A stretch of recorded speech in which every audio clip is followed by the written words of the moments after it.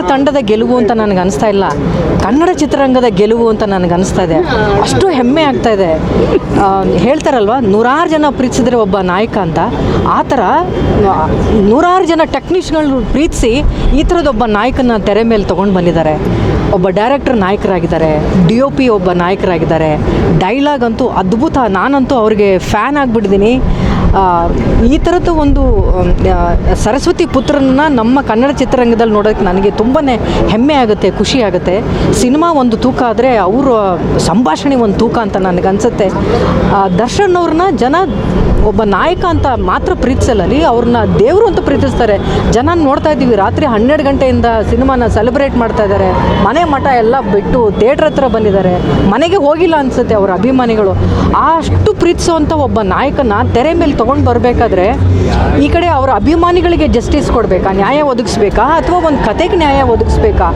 ಈ ಒಂದು ಕ್ಲೀಶೆ ಇದೆಯಲ್ಲ, ಇದು ಅಷ್ಟು ಸುಲಭವಾದ ಕೆಲಸ ಅಲ್ಲ. ಅದನ್ನು ತರುಣ್ ಸುಧೀರ್ ಅವರು ಅವ್ರ ಚಿಕ್ಕ ವಯಸ್ಸಿಗೆ ತುಂಬಾ ಅದ್ಭುತವಾಗಿ ಹ್ಯಾಂಡಲ್ ಮಾಡಿದ್ದಾರೆ.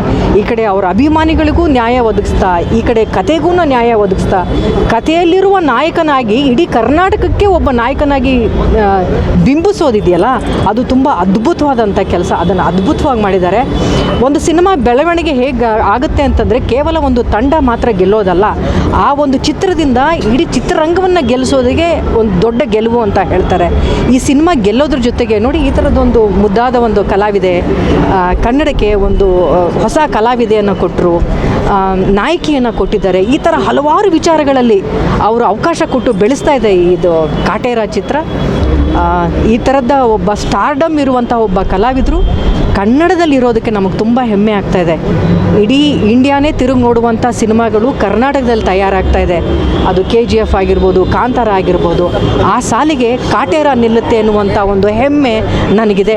ಅದು ಚಿತ್ರತಂಡ, ಆ ಟೆಕ್ನಿಷಿಯನ್ಸ್ ಏನಿದಾರಲ್ಲ, ಆ DOPಗಳ, ಡೈರೆಕ್ಟ್ರು, ರೈಟ್ರು, ಅಲ್ಲಿ ಕಲಾವಿದರು, ಮುಖ್ಯವಾಗಿ ದರ್ಶನ್ ಅವರು. ನೀವು ಅವ್ರಿಗೆ ಎಷ್ಟೇ ಸವಾಲುಗಳನ್ನು ಒಡ್ಡಿದ್ರೂ ಆ ಸವಾಲನ್ನ ತಗೊಳ್ಳುವಂಥ ತಾಕತ್ತಿರೋದು ದರ್ಶನ್ ಅವ್ರಿಗೆ. ಈ ಸಿನಿಮಾ ನೋಡಿದ್ರೆ ನಿಮಗೆ ಅದು ಗೊತ್ತಾಗುತ್ತೆ. ಅವ್ರಿಗೆ ಕೊಟ್ಟಂಥ ಒಂದು ಇಮೇಜ್ ಇದೆಯಲ್ಲ, ಆ ಇಮೇಜನ್ನು ತೂಗ್ತಾರೆ ದರ್ಶನ್ ಅವರು.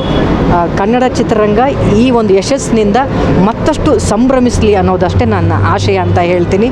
I am very happy. ಜನರ ಪ್ರತಿಕ್ರಿಯೆ ಕಣ್ಣೀರ್ ಕತೆಗೂ 2023 ಕಣ್ಣೀರ್ ಕತೆಗೂ ನಿಮ್ಮ ಅಭಿಪ್ರಾಯ ಮೇಡಮ್? ಈ ಸಿನಿಮಾದಲ್ಲಿ ಕಿಚ್ಚು ಶುರುವಾಗದೆ ನಿಮ್ಮ ಪಾತ್ರದಿಂದ, ಹೋರಾಟದ ಕಿಚ್ಚು ಶುರುವಾಗದೆ ಪಾತ್ರ ಒಪ್ಕೊಂಡಾಗ ಇಲ್ಲ ಸರ್, ನಾನು ಈ ಪಾತ್ರ ಒಪ್ಕೊಂಡಿದ್ದೇನೆ. ಈ ಥರದ್ದೆಲ್ಲ ಒಂದು ಕತೆ ಇದು ಆಗ್ತಾ ಇದೆ ಅಂತ. ತರುಣ್ ಅವರು ದರ್ಶನ್ ಅವ್ರಿಗೋಸ್ಕರ ಒಂದು ಸಿನಿಮಾ ಮಾಡ್ತಾ ಇದ್ದಾರೆ, ಹಳ್ಳಿ ಬ್ಯಾಕ್ಗ್ರೌಂಡ್ ಅಂತಂದಾಗ. ಈ ಸಿನಿಮಾದಲ್ಲಿ ನಾನು ಆಗಲೇ ಹೇಳಿದಾಗೆ ತುಂಬ ಸೂಕ್ಷ್ಮ ವಿಚಾರಗಳನ್ನು ಎಲ್ಲ ನಿಮ್ಮ ಕೊಲೀಗ್ಸೇ ಇರೋದು, ಎಲ್ಲ ನಿಮ್ಮ ಕೊಲೀಗ್ಸೇ ಇರೋದು. ನೀವೊಬ್ಬರು ಹಂಗೆ ಮಾತಾಡಿದ್ರೆ ಅವ್ರಿಗೆಲ್ಲ ಡಿಸ್ಟರ್ಬ್ ಆಗಲ್ವಾ? ಏನೋ ಹೇಳ್ತಿದ್ದೆ ನಿಮ್ಮ ಪಾತ್ರದ ಬಗ್ಗೆ, ನಿಮ್ಮ ಪಾತ್ರದಿಂದ ನಾನು ಈ ಸಿನಿಮಾ ಕಥೆನ ಉಳುವನಿಗೆ ಭೂಮಿ ಅನ್ನುವಂಥ ಒಂದು ಕಾಯ್ದೆ ಮೇಲೆ ನಡೀತಾ ಇರುವಂಥ ಒಂದು ಕತೆ ಅಂದರು. ಆಮೇಲೆ ಜಾತಿ, ಕೀಳು ಜಾತಿ, ಮೇಲ್ ಜಾತಿ, ಅದು ಯಾವುದೋ 70s ನಡೀತಾ ಇರೋದಲ್ಲ, ಈಗಲೂ ಇದೆ. ಈಗಲೂ ಅದರಿಂದ ನೊಂದವರಿದ್ದಾರೆ, ಅದರಿಂದ ಕಣ್ಣೀರು ಹಾಕೋರಿದ್ದಾರೆ. ಆ ಥರದ ಒಂದು ಕಥೆನ ಇಷ್ಟು ದೊಡ್ಡ ಒಬ್ಬ ಹೀರೋ ಹೇಳುವಾಗ ಅದು ಹೆಚ್ಚು ಜನರಿಗೆ ತಲುಪುತ್ತೆ. ಆ ಥರದ್ದು ಒಂದು ಸಿನಿಮಾದಲ್ಲಿ ನಾವಿರಬೇಕು ಅಂತ ನಮಗೆ ಖುಷಿ ಆಗುತ್ತೆ.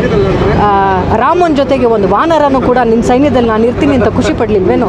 ಹಾಗೆ ನಾವು ಇಷ್ಟು ಒಳ್ಳೆ ಕಂಟೆಂಟ್ ಇರುವಂಥ ಒಂದು ಸಿನಿಮಾಗಳಲ್ಲಿ, ಇಷ್ಟು ಒಳ್ಳೆ ಮೆಸೇಜ್ ಇರುವಂಥ ಒಂದು ಸಿನಿಮಾದಲ್ಲಿ ನಮ್ಮದು ಒಂದು ಸಣ್ಣ ಅಳಿಲಿ ಸೇವೆಗೆ ಸಿಕ್ಕರೆ ಸಾಕು ಅಂತ ಹೆಮ್ಮೆ ಪಟ್ಟವಳು ನಾನು. ಹಾಗಾಗಿ ಈ ಸಿನಿಮಾದಲ್ಲಿ ಮೇಡಮ್, ಕೊನೆಯದಾಗಿ ನಿಮ್ಮ ಮನೆಯಿಂದ ನಿಮ್ಮ ಮುದ್ದು ಕಲಾವಿದ ಇಂಡಸ್ಟ್ರಿಗೆ ಯಾವಾಗ ಪಾದಾರ್ಪಣೆ ಮಾಡಿಸ್ತೀರಾ ಮೇಡಮ್? ಆಗಲಿ, ಫಸ್ಟು ಈ ಮಗುದು ಈ ಸಿನಿಮಾ, ನೀವು ಇವಳ ಬಗ್ಗೆನೇ ಹೆಚ್ಚು ಮಾತಾಡಿ. ನನ್ನ ಮನೆ ಮಗಳ ಬಗ್ಗೆ ನಾನು ಎಲ್ಲ ಮಾತಾಡ್ತಿದ್ದೀನಿ, ನಾನು ಯಾವಾಗಲೂ ಸಿಗ್ತೀನಿ. ಹೆಚ್ಚಿನ ವಿಡಿಯೋಗಳಿಗೆ ಪ್ರತಿಧ್ವನಿ ಯೂಟ್ಯೂಬ್ ಚಾನೆಲ್ ಸಬ್ಸ್ಕ್ರೈಬ್ ಮಾಡಿ, ಬೆಲ್ ಐಕಾನ್ ಕ್ಲಿಕ್ ಮಾಡಿ.